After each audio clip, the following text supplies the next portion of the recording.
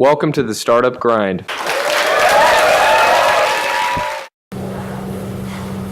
Hi, good evening. Welcome to Startup Grind September, Cardiff. We're here tonight to talk about leadership and interesting things. Startup Grind, if you don't know, if you're new to it, is a voluntary organisation. It's all about getting people together, entrepreneurs.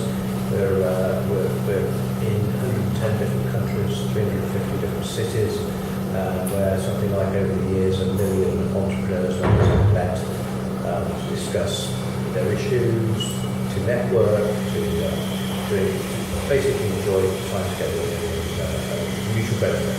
It's totally voluntary, it's not a sales pitch, so we can't sell you anything, it's all about contributing. The more you contribute, I think the more you get out of it. So tonight, I'm going to introduce a couple of people. Firstly, Mia from Virgin Money, who's our host this evening. Would you like to join us, Mia?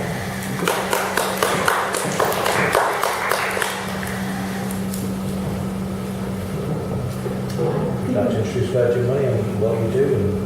Yeah, no, absolutely. So I'm Mia, I'm the Events and Promotions Manager. I'm Mia from Virgin Money. I'm the Events and Promotions Manager here at the Lounge in Cardiff. This is the 8th lounge that's been opened. We have 7 others dotted around the UK. We're a lounge to give something back to our customers, to say thank you for being a customer. To become a lounge member, you need to have any Virgin Money product, so it doesn't have to be a bank account necessarily. It can be any of our products, for example, travel insurance, credit card, ISA, etc. We love working with local businesses, and we're honoured to host Startup Grind this evening. We encourage people to come into the lounge. We work with charities, we also work with community groups. We just like to give something back to the community as well as our customers by hosting events such as these. Great, thank you. So now I'd like to welcome to the armchair, the fireside, Emma Cundle from Bridgend, who's our speaker for the evening, and she's going to be talking to Elio, who will come and spend some time having a chat with her and trying to extract the essence of your existence. Okay, so I'll hand over to Elio now. Right. It's great to see the room full, so many people. But it's only a joke, but I appreciate very much everyone that came tonight. So including Nicholas as well, who travelled all the way from Bristol. As Martin said, Startup Grind is an entrepreneur community, and we are in over 120 countries now. And we always meet every month, and we always have a host which can inspire, educate, and connect entrepreneurs. And our host tonight, Emma, she has that wealth of experience, and which she can share with us, and everyone can learn, even people watching on video later as well. So welcome, Emma. Thank you. How are you feeling tonight? Very good, thank you. Yes, excited. Excellent. So as in traditional, as we do in Startup Grind, we start with your background, and just to give an overview of the perspective from our speaker tonight. Which is the most sparkling of A-levels, but studying biology, and then postgraduate archaeology. And I found that I was really good at taking very complicated things and translating them into quite simple English. So it's a theme that came up later, but it didn't turn out the way I was expected to. So career went advertising, medical sales, advertising, and then Could we maybe go back a bit? So what was your passion when you were a young teenager, or if you like? it was, I saw bumps in the ground, and I got excited because I saw a road develop.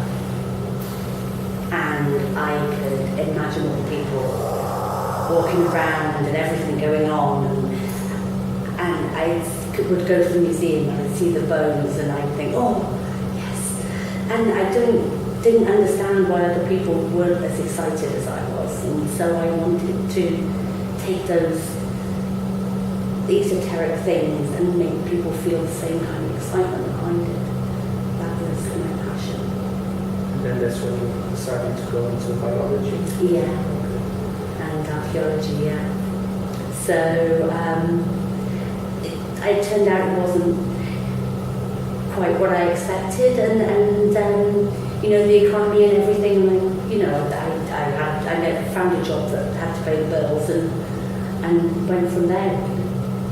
So did you then, because you started your business quite late, is that fair to say? Or?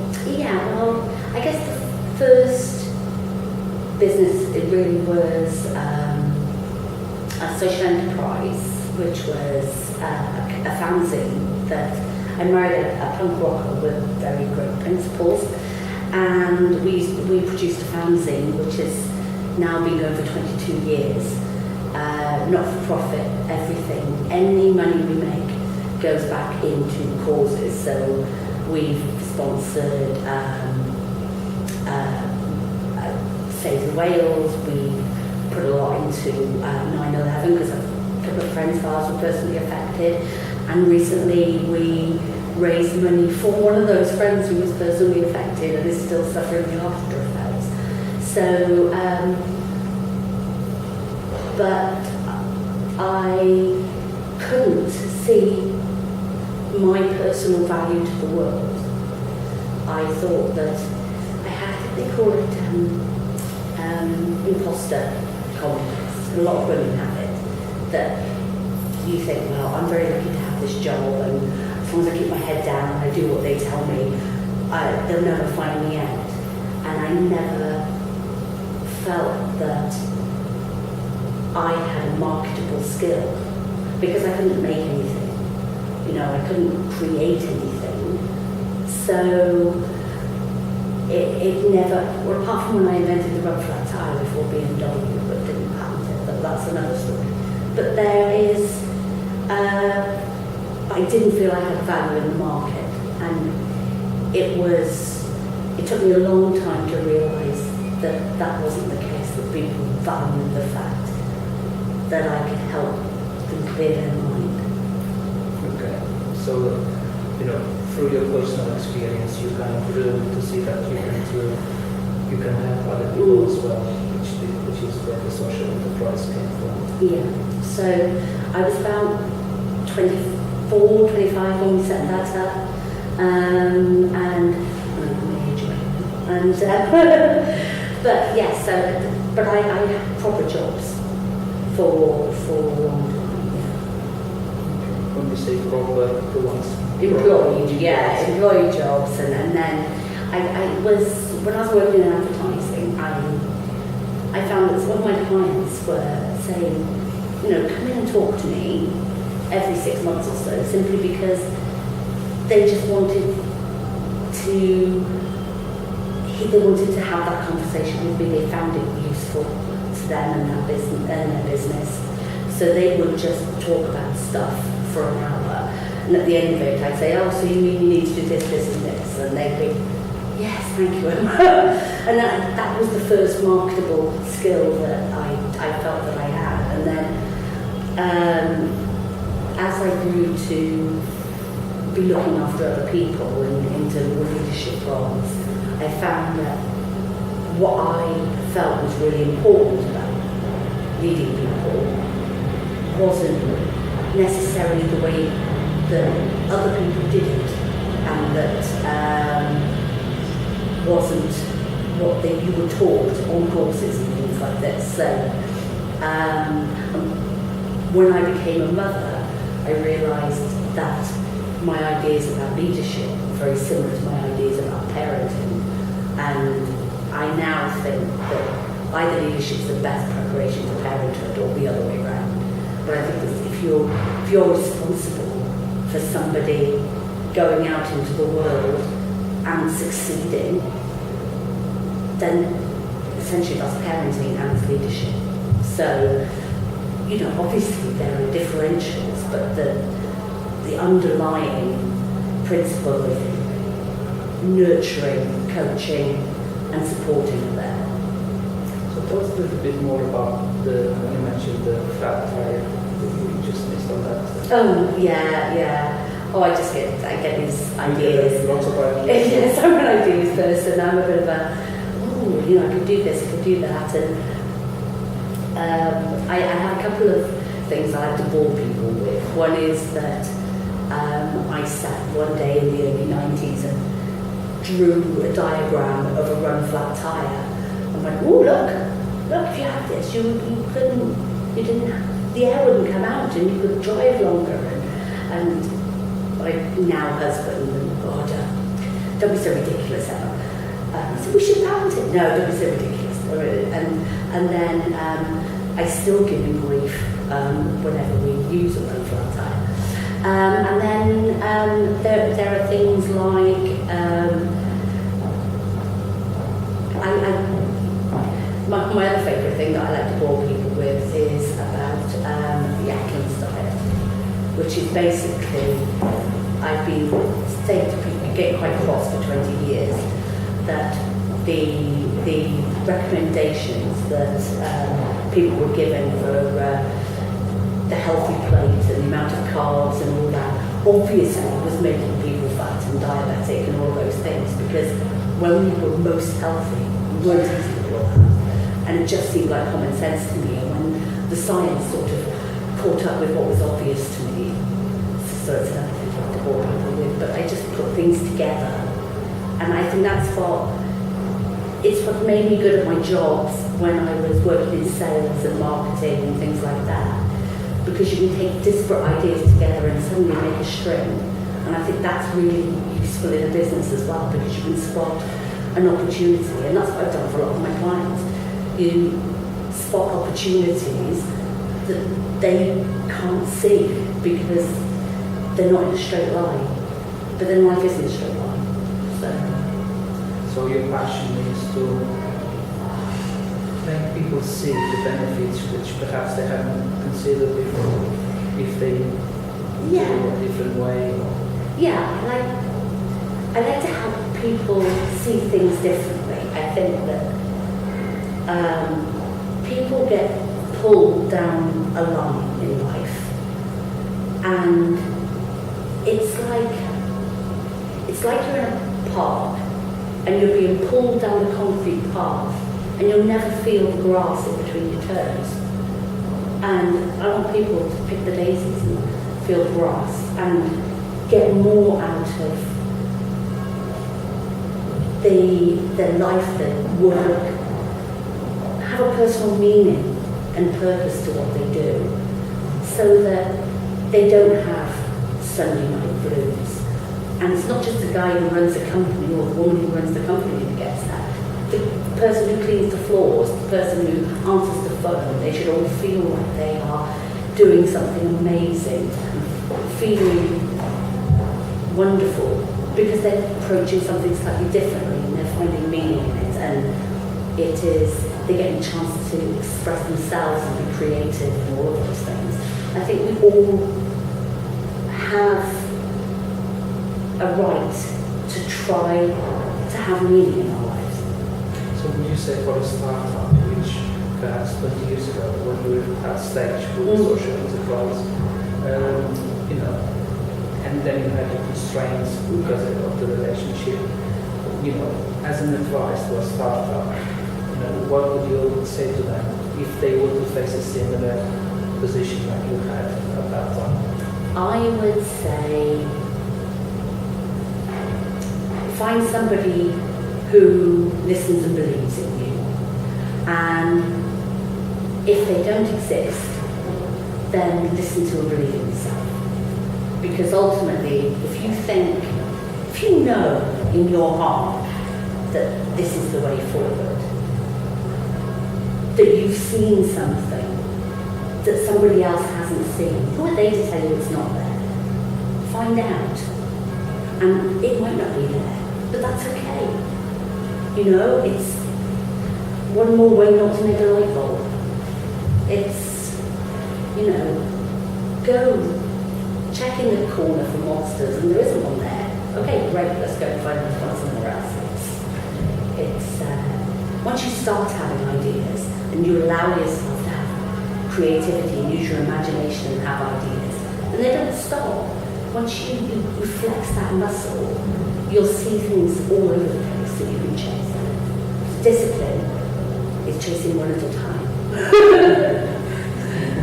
Okay, so from your experience and valuable advice, is there anything you haven't done yet that you still would like to do, or are you quite satisfied with what you offer at the moment? Oh, there's always more. I am tripping over myself for ideas, and I want my daughter to be happy and delighted and fulfilled going to work, and all her peers. I want her never to have to worry, to even enter her mind, did something bad happen because I'm a woman? Was that even an issue? And I don't want her to think, I don't want to have a child right now because it'll ruin my career.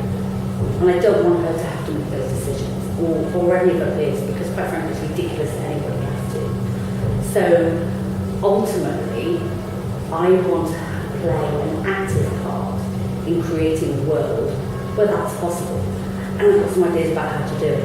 It's just that, strangely enough, when a mad woman comes scratching at the door of these big companies saying, I'm going to come and fix you, don't worry, they don't necessarily see the wisdom of it straight away, but they will one day.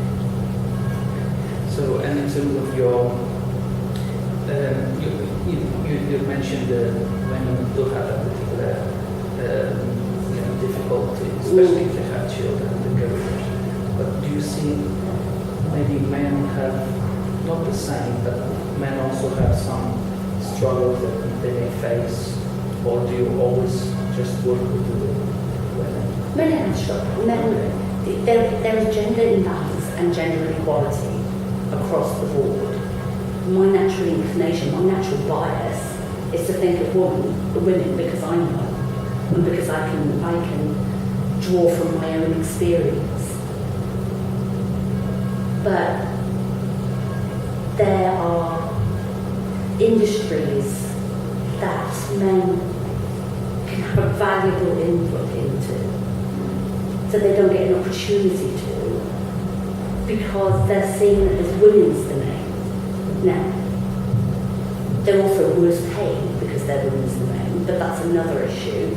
But, so there's lots of men who don't get to show their caring and nurturing side by doing social care and things like that. That was paid better and described as the difficult work that it is. You get more men doing it. I mean, look how long it's needed to get men nurses. It's just ridiculous. So, in terms of your business, do you work across the large cross section? Is it mainly in South Wales, or do you, is your South Wales your main? Well, South Wales is my base, but at the end of the day, I've done work for a charity recently in Australia and work in America because, what's technology for if it's not to be able to connect people in that way? And really, it's small growing companies need help in almost every aspect of the business because it is a roller coaster. I want to make their lives a little bit easier. So, in terms of your plans, would you like to perhaps, I know that you would like to perhaps have some sort of range of services offers, for example, videos and perhaps talks. Is that what you would like to do in the future? To offer as a service, or is it more a one-to-one basis? It's my company now is a personal consultant specialising in leadership and culture issues. So basically anything to do with human interaction. It can be customer experience. A big one is my staff don't listen to me. So it's just a communication issue. It's all about human communication, however you label it. And I use a philosophy, model, however you want to call it, that backs up what I do and informs what I do. So at the moment, I am the only consultancy in the world using these techniques.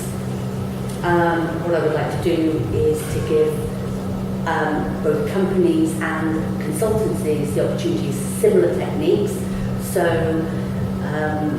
from next year, what I'm going to do is to spread the word about the techniques and the philosophies behind it, and to train up consultants to be able to offer the same services that I'm doing, and to provide content online for businesses, small businesses, so they can implement some things themselves, if they're interested, if they like the ideas and want to see if they can gain something from it in their business. So that's my plan for next year, and then the year after, I'm launching a technology company. One thing at a time. One of the questions that I would like to ask is that a startup usually, they really few people. But once they start to grow and scale and hire people, the philosophy is difficult to kind of remain the same, especially if you have multiple offices and people with different backgrounds. So it's always difficult to keep that, unless you put someone like Richard Branson, of course, where everyone. But for a startup to grow and to keep that philosophy, to keep everyone on the same page and having the right people, is that something that has to be done constantly and someone like you can help? Or is it always the directors responsible, to get it right or wrong? Because the company can change very radically from when they first started in terms of their philosophy. Absolutely, yeah. So you start out thinking you're going to do one thing, Yes. and market forces lead you in a different direction. The important thing is to remember what drove you into that position first. So there are two things there. One is, are you going in this different direction because you're finding that you can complete your mission, you can, I want to make workplace a better way, better place, so, I can do that by improving people's customer experience and making things clearer and helping staff to understand their value in the workplace. So, but that's one thing I can do. But if I was doing something that didn't fulfill that purpose, just because it made money, then I've already lost my soul. And so do I really want to grow that business that I don't really care about? I only care about money. And if the answer is yes, then I'm not the person to come and talk to about it, because all I'll do is go back to your original purpose and find another way to do it. So, because ultimately, that way lies burnout and stress and all those kind of things. We've all been there. We've all been doing things for money and we just hate our lives. So, once you've got a few employees on, I think the biggest hazard to companies at that stage is using online recruitment boards, because they choose people by skills, experience, based on algorithms. And what you need is somebody who's going to feel and care about that business as much as you do. And no algorithm is going to find it. You need to advertise in a way that will attract people who believe what you believe. In my humble opinion. That's a very valuable opinion. And in terms of let's say the directors, because we were discussing earlier, because you could have different, maybe 3 or 4 founders, and down the years, they could have different visions, they can have different opinions, and I suppose you need one leader to come up and say, this is the way that we're going to do it, or is that more of a consensus approach that should be? Whatever works for them, I think, because if there's 3 or 4 of you change as human beings over the years, and what is important to you changes, and what drives you, and what motivates you changes. So you need to either formalise this is the purpose of the company, whatever we personally feel, or you need to grow and evolve that purpose with that. The same thing on growing, evolving and changing. That's as long as it works for you, it works for the company, it works for your customers, and you're not getting mixed messages to the other people involved in the business, including the customers, then, happy days. So that applies as well to potential investors and shareholders. It's always so difficult to find the right one as well. Yeah, I think that there is a conflict there. So potentially, one of the issues with getting funded is that if you are out to change the world, it's very likely, unless you go to Richard Branson or someone like that, or Elon Musk or something like that, very likely that the person who funds you is one of the people who created the world you want to change. And if that's the case,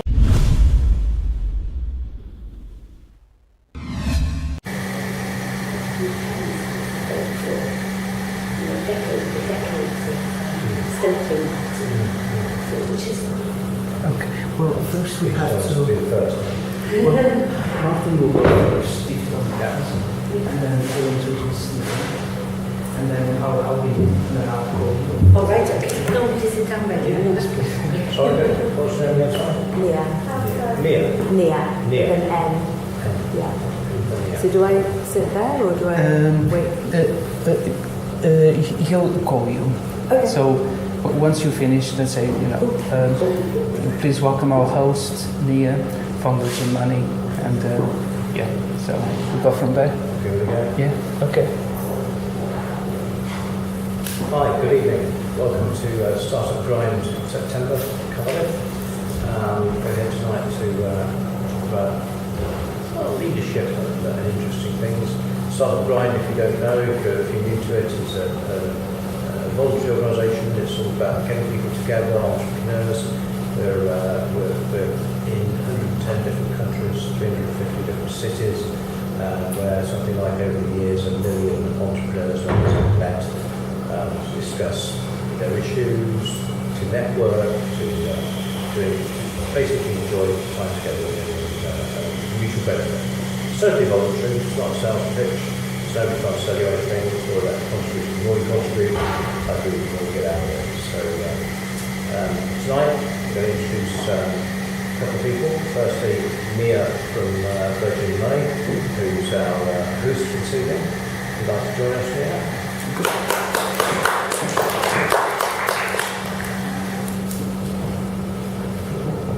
Would you like to introduce Virgin Money and what you do? Yeah, no, absolutely. So I'm Nia, I'm the Events and Promotions Manager.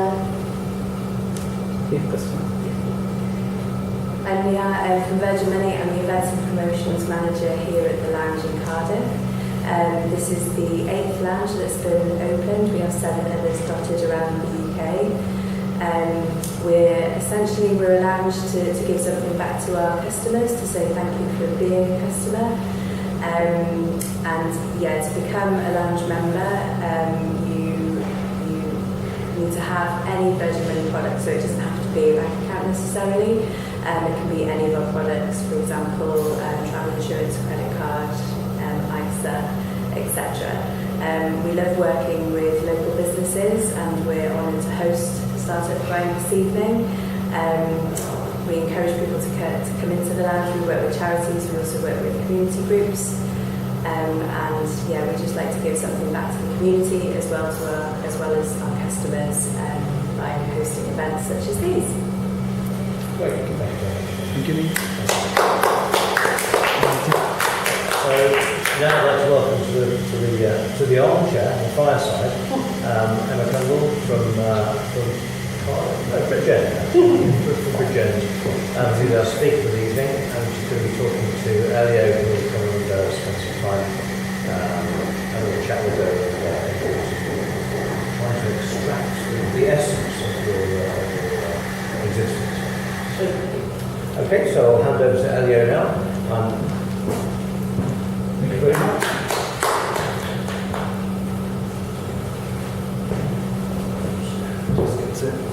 So, well, thank you all for coming tonight. It's great to see the room full, so many people. But it's only a joke, but I appreciate very much everyone that came tonight. So, including Nicholas as well, who travelled all the way from Bristol. As Martin said, Startup Grind is an entrepreneurial community, and we are in over 120 countries now. And we always meet every month, and we always have a host which can inspire, educate, and connect entrepreneurs. And our host tonight, Emma, she has that wealth of experience, and which she can share with us, and everyone can learn, even people watching on video later as well. So, welcome, Emma. Thank you. How are you feeling tonight? Very good, thank you. Yes, excited. Excellent. So as in traditional, as we do in Startup Grind, we start with your background, and it's just to give an overview, perspective from our speaker tonight. So perhaps if you can start by saying where you were born or things like that, just to give you a perspective on your background, if that's okay. Okay, I was born in Bristol and went to the kind of school that didn't notice that you were at home watching videos for half a week. And when you were there was often had blood in the corridors and desks and features and that sort of thing. So naturally I came out with the greatest and most sparkling of A-levels, but studied biology, and then postgraduate archaeology, and I found that I was really good at taking very complicated things and making them, translating them into quite simple English. So it's a theme that came up later, but it didn't turn out the way I was expected to. So career went advertising, medical sales, advertising, and then Could we maybe go back a bit? So, what was your passion when you were a young teenager, or if you like? it was, I saw bumps in the ground, and I got excited because I saw a road there. And I could imagine all the people walking around and everything going on, and I would go to the museum and I'd see the bones and I'd think, oh, yes. And I didn't understand why other people weren't as excited as I was, and so I wanted to take those esoteric things and make people feel the same kind of excitement behind it. That was my passion. And then that's when you decided to go into biology? Yeah, and archaeology, yeah. So it turned out it wasn't quite what I expected, and the economy and everything, I never found a job that had to pay the bills, and went from there. So did you then, because you started your business quite late, is that fair to say? Or? Yeah, well, I guess the first business, it really was a social enterprise, which was a fanzine that I married a punk rocker with very great principles, and we produced a fanzine which has now been over 22 years, not for profit, everything. Any money we make goes back into causes. So we've sponsored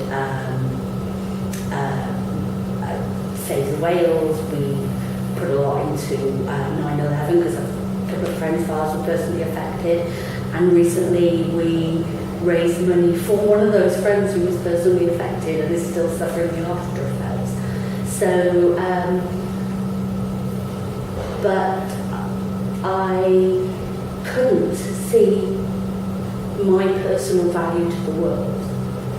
I thought that I had, they call it imposter complex. A lot of women have it, that you think, well, I'm very lucky to have this job, and as long as I keep my head down and I do what they tell me, they'll never find me out. And I never felt that I had a marketable skill, because I couldn't make anything. You know, I couldn't create anything. So it never, well, apart from when I invented the rubber flat tire before BMW, but didn't patent it, but that's another story. But there is, I didn't feel I had value in the market, and it took me a long time to realise that that wasn't the case, that people valued the fact that I could help them clear their mind. Okay, so through your personal experience, you kind of grew to see that you can help other people as well, which is where the social enterprise came from. Yeah. So I was about 24, 25 when we set that up, and but yes, but I had proper jobs for a long time. Yeah. When you say proper, who wants? Employee jobs, and then I was, when I was working in advertising, I found that some of my clients were saying, come in and talk to me every 6 months or so, simply because they just wanted to have that conversation with me. They found it useful to them and their business. So they would just talk about stuff for an hour. And at the end of it, I'd say, oh, so you mean you need to do this, this, and this? And they'd be, yes, thank you, Emma. And that was the first marketable skill that I felt that I had. And then as I grew to be looking after other people and into leadership roles, I found that what I felt was really important about leading people wasn't necessarily the way that other people did it, and that wasn't what you were taught on courses and things like this. So when I became a mother, I realised that my ideas about leadership were very similar to my ideas about parenting, and I now think that either leadership is the best preparation for parenthood or the other way around. But I think if you're responsible for somebody going out into the world and succeeding, then essentially that's parenting and it's leadership. So, obviously there are differentials, but the underlying principle of nurturing, coaching and supporting are there. So tell us a little bit more about when you mentioned the flat tire, you just missed on that.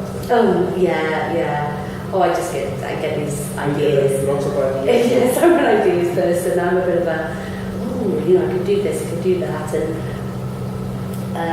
I have a couple of things I like to bore people with. One is that I sat one day in the early 90s and drew a diagram of a run flat tire. And went, oh, look, if you had this, the air wouldn't come out and you could drive longer. And my now husband, don't be so ridiculous, Emma. So we should patent it. No, don't be so ridiculous. And then I still give him grief whenever we use a run flat tire.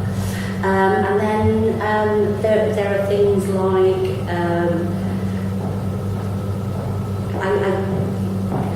my other favourite thing that I like to bore people with is about the Atkins diet, which is basically, I've been saying to people getting quite cross for 20 years, that the recommendations that people were given for the healthy plate and the amount of carbs and all that obviously was making people fat and diabetic and all those things, because when we were most healthy, we weren't eating all that. And it just seemed like common sense to me, and when the science sort of caught up with what was obvious to me, so it's nothing to bore people with, but I just put things together.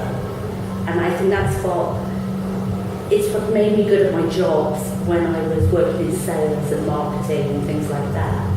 Because you can take disparate ideas together and suddenly make a string.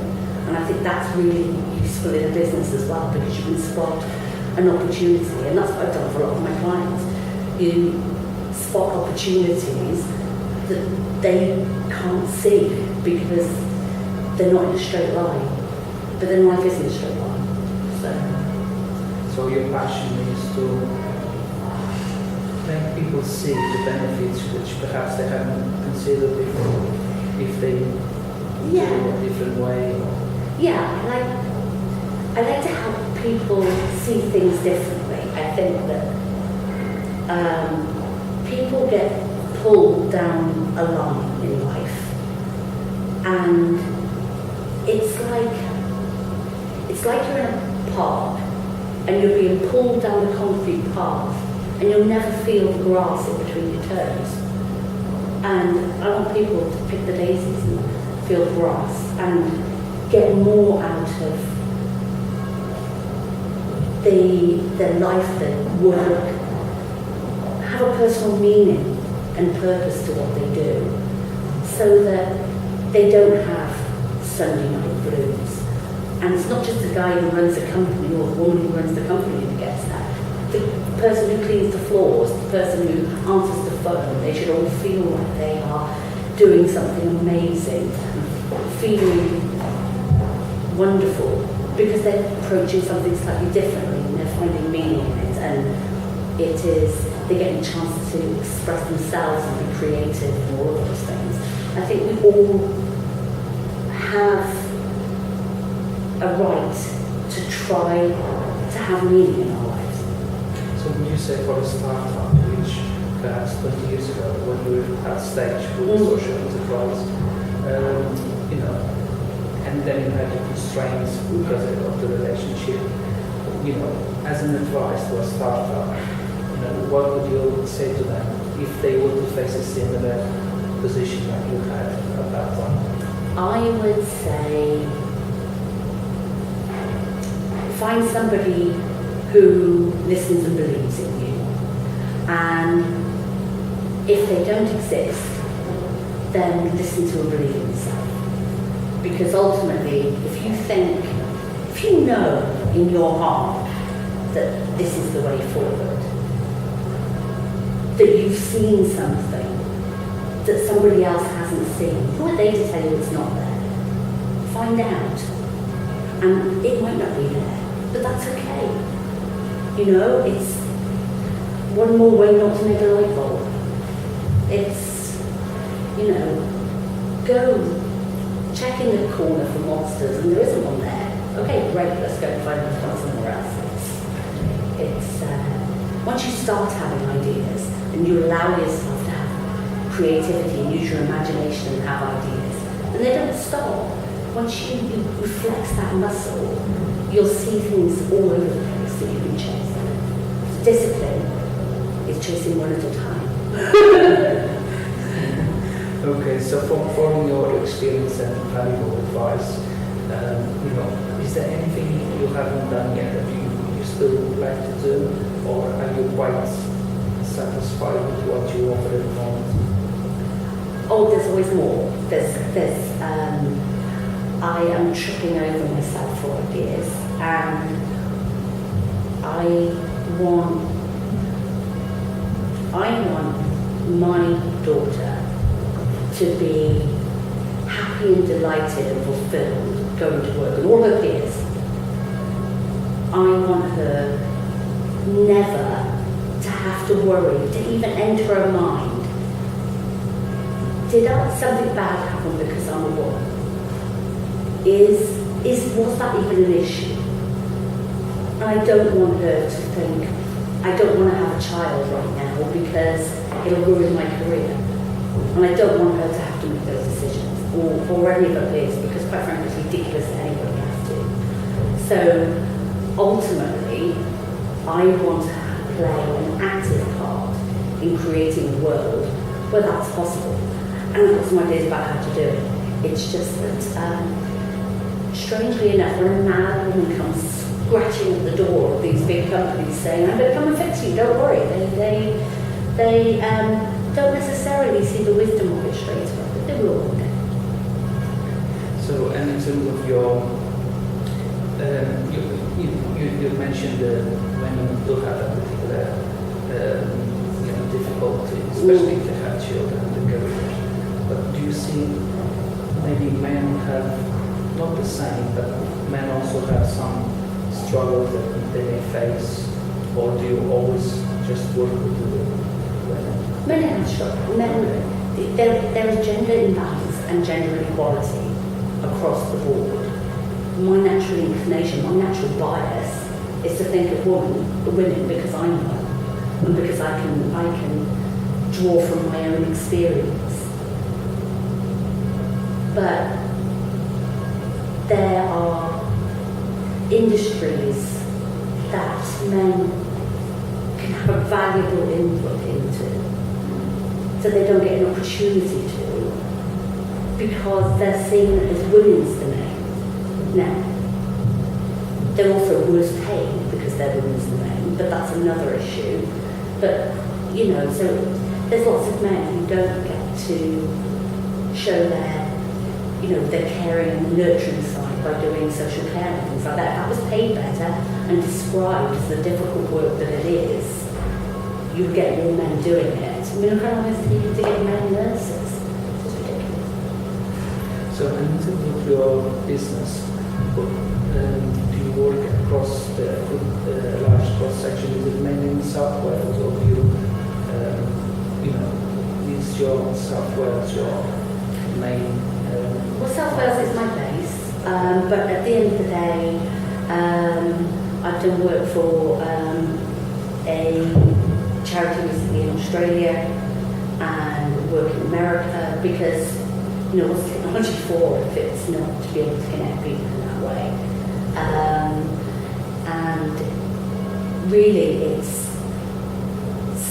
small growing companies need help in almost every aspect of the business, because it is a roller coaster. Their lives and everybody's. So, in terms of your plans, would you like to perhaps, I know that you would like to perhaps have some sort of range of services offers, for example, videos and perhaps talks. Is that what you would like to do in the future? To offer as a service, or is it more a one-to-one basis? This my company now is a personal consultant specialising in leadership and culture issues. So basically anything to do with human interaction. It can be customer experience. A big one is my staff don't listen to me. So it's just a communication issue. It's all about human communication, however you label it.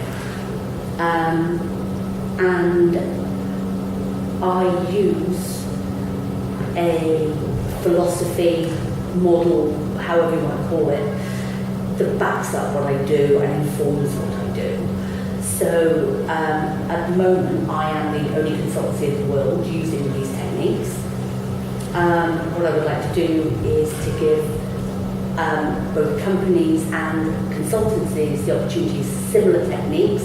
So from next year, what I'm going to do is to spread the word about the techniques and the philosophies behind it, and to train up consultants to be able to offer the same services that I'm doing, and to provide content online for businesses, small businesses, so they can implement some things themselves, if they're interested, if they like the ideas and want to see if they can gain something from it in their business. So that's my plan for next year, and then the year after, and I'm launching a technology company. So, one thing at a time. One of the questions I would like to ask is that a startup usually, they're very few people. But once they start to grow and scale and hire people, the philosophy is difficult to kind of remain the same, especially if you have multiple offices and people with different backgrounds. So it's always difficult to keep that, unless you sound like Bishop Branson, of course, where everyone. But for a startup to grow and to keep that philosophy, to keep everyone on the same page and having the right people, is that something that has to be done constantly and someone like you can help? Or is it always the directors responsible, to get it right or wrong? Because the company can change very radically from when they first started in terms of their philosophy. Absolutely, yeah. So you start out thinking you're going to do one thing, Yes. and market forces lead you in a different direction. The important thing is to remember what drove you into that position first. So there are two things there. One is, are you going in this different direction because you're finding that you can complete your mission? You can, I want to make workplace a better place. So, I can do that by improving people's customer experience and making things clearer and helping staff to understand their value in the workplace. So, but that's one thing I can do. But if I was doing something that didn't fulfill that purpose, just because it made money, then I've already lost my soul. And so, do I really want to grow that business that I don't really care about? I only care about money. And if the answer is yes, then I'm not the person to come and talk to about it, because all I'll do is go back to the original purpose and find another way to do it. So, because ultimately, that way lies burnout and stress and all those kind of things. We've all been there. We've all been doing things for money and we just hate our lives. So, once you've got a few employees on, I think the biggest hazard to companies at that stage is using online recruitment boards because they choose people by skills, experience, based on algorithms. And what you need is somebody who's going to feel and care about that business as much as you do. And no algorithm is going to find it.